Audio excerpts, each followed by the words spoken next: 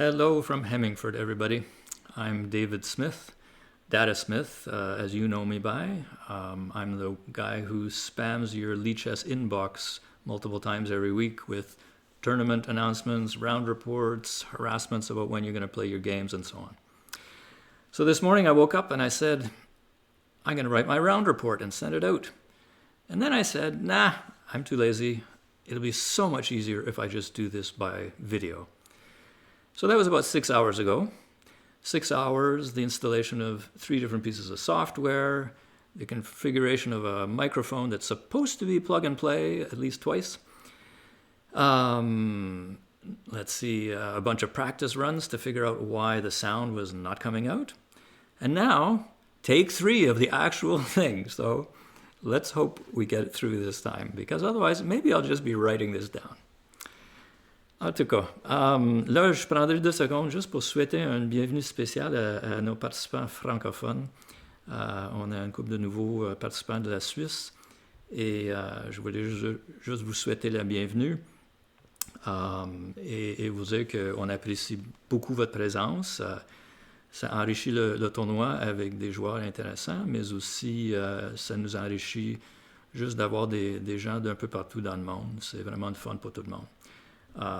Nos excuses pour le fait que le tout se passe en anglais, surtout, là, étant donné que nos participants viennent surtout des États-Unis et du Canada anglais. Mais on apprécie beaucoup que vous êtes là. Okay, so now here comes the part where things break down. 2 out of 3. Now let's hope that it's going to work this time. Yes, it works. What do you know?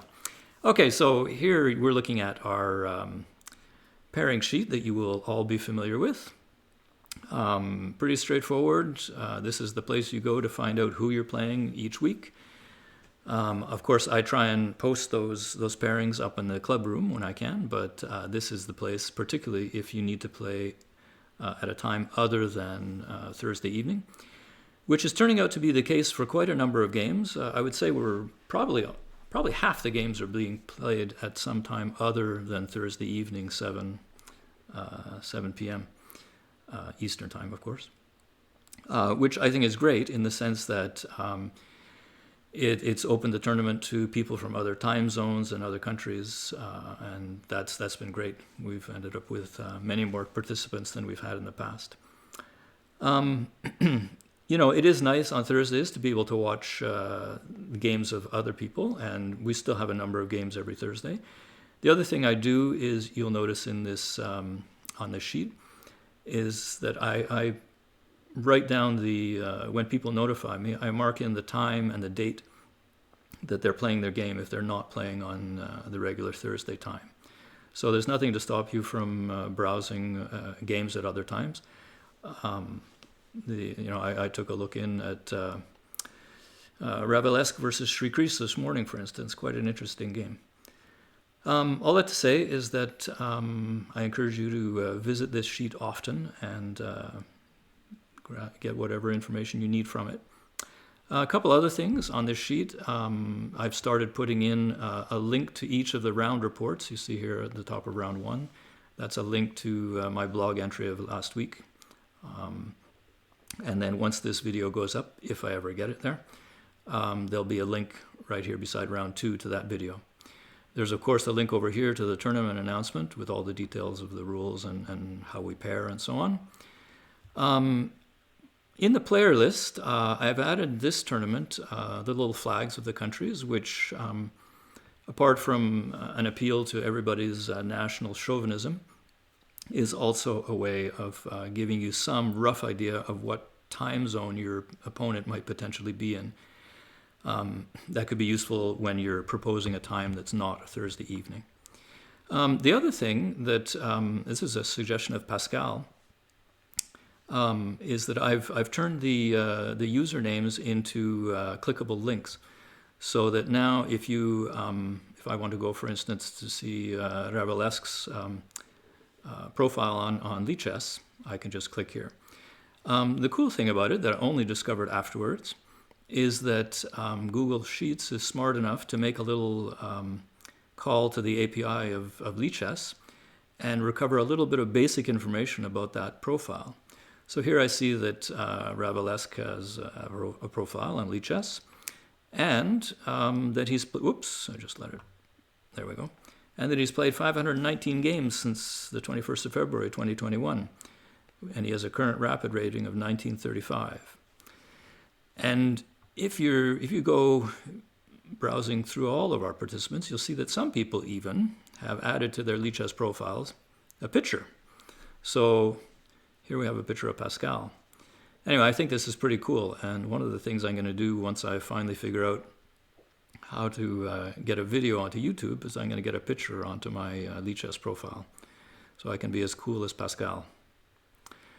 All right, so, and the last thing just to mention here is I've added first names to the profile names, or to the usernames of anybody who I know. If you want your name to show up there, or you want a flag, or you want me to change the flag that's there now, just let me know, and I will do that for you. All right, now on to a bit of chess. I just have to shift over here and see if I can, yes, it works the first time. I might actually make it to the end of this video. Okay, so, oops, but I have to be in the right place. Man, there's no more suspense. Okay, so those of you who were paying very close attention a minute ago would have noticed that bringing up the rear in section D of our tournament is a user named Datasmith, so with a score of 0 and 2. So with that score, you shouldn't really accept from me chess advice. That's probably, it would probably be a bad idea. But this position here, in fact, is not one where I'm going to be able to give chess advice, but it is one that I think I can give advice on, because this is the kind of position that I find myself in, and that I think I would make exactly the same error that Sri Krish made in this position. I'm not sure, I'll speculate as to why he made the error, but I know how and why I would make the error. Just to give some context, we're at move 27 here. So white has just played bishop to b2, 27th move, and if you calculate the increments and so on, the two players are starting the third hour of play, roughly. So they've been sitting in front of this board for a little over 2 hours by this time. The player of the black pieces, Sri Krish, oh yeah, and I should mention that Mark Drury is playing the white pieces. From their first round game, I believe. So the player of the black pieces has got this far, but he's been under pressure for most of the game. If you look at the engine assessment, definitely white held the initiative for most of this game, had an advantage of 2 pawns or more for most of the time.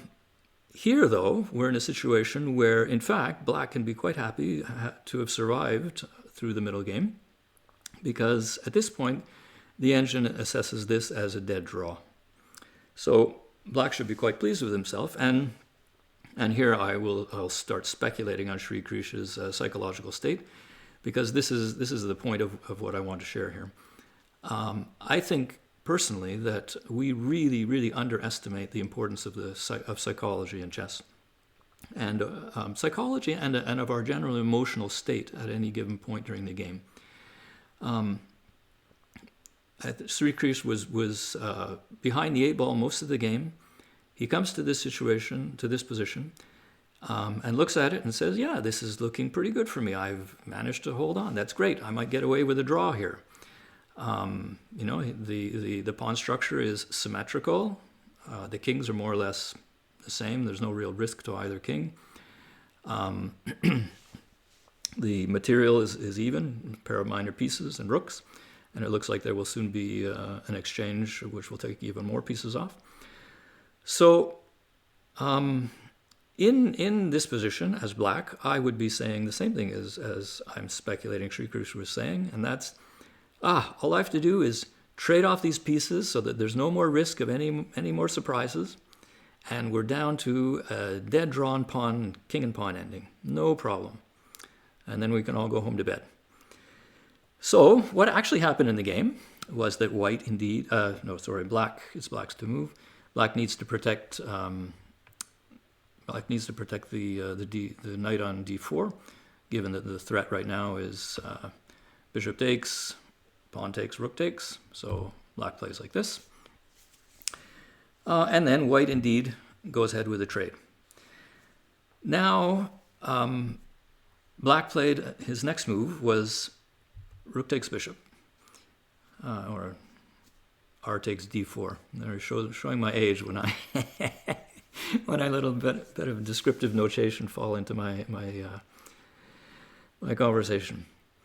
So black plays this, saying to himself, I assume, the rooks will come off too. I'll be done with pieces, just the pawns, no problem. I even have a passed pawn. And yes, white has an e4 pawn that will become a passed pawn, but I should be fine. And Srikrish didn't obviously calculate in any great detail. It was just sort of a general principles, even number of pawns, no pieces to complicate life. I must be fine. And that's a question of, and we all do this too, is we take shortcuts in our head, finding the simplest, mentally easiest way of getting to a decision. And most of the time, that's a very useful feature of how our brains work. But in this case, it's not. Srikrish needed to do some concrete calculation, because once white plays and the pawn comes off, it's not very hard to count. Even I might be able to, if I made the effort, to calculate that it's going to take the black king 4 moves to get to the square that he can protect his pawn from. Now, a little bit less if he goes to e5, but as we'll see in the game, white has a move that prevents that. So essentially, black is going to arrive too late to protect his pawn. So white plays f4, and then black starts the trip over to the pawn. And in fact, black does make it here, but white then has this next move, b5. And this essentially ends the game for black. The pawn is invulnerable, the b5 pawn, because if black takes it, white takes, and the e pawn just simply queens after a quick exchange on e5.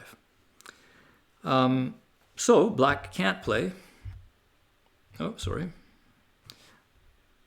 Black can't capture the pawn, and he's forced to withdraw.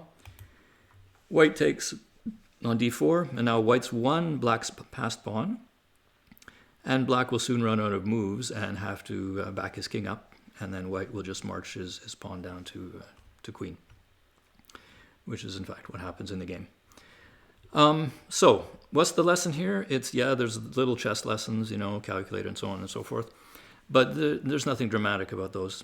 The real lesson, I think, is that it's really easy to make it through a difficult part of your game and then relax. The question really is to know when you can afford to relax, when you can't. And the general answer to that question in chess is you can never afford to relax. But this is an error I make over and over again. I don't know if I've said it in this version of the video or in the 2 previous ones, but I'll say it again. I fall into the error consistently of choosing a clear but losing position over an unclear position in which I might win, or I might lose, or I might draw. Now, obviously, choosing clear losing is a way of losing a lot of games. Choosing clear with no real certainty is a way of at least winning the odd one. And it's certainly a way of fighting on a little bit longer. Anyway, there's my little pop psychology lesson for the day. So that's it for the round report. Thanks for listening. This, as I say, might just be the last one, but if it's not, I'd be more than happy to hear your feedback, your thoughts. I think what might be fun to do is actually invite different participants in the tournament to come join me for one of these, present their game perhaps, let me ask some questions, give us a chance to get to know each other and to get to allow the rest of the members of the club get to know us. So if that's something that interests you, Sri Krish, maybe you want to come and explain how my understanding of what went on in this game was completely off base. You'd be more than welcome to do that. And yeah, so there you go. Thanks again for listening, and next time I promise I'll have some pithy quote to end the video on. Right now it's just going to sort of sputter to a halt, but you'll forgive me. Thanks everybody, and good luck in your games this week. We will see you on Thursday.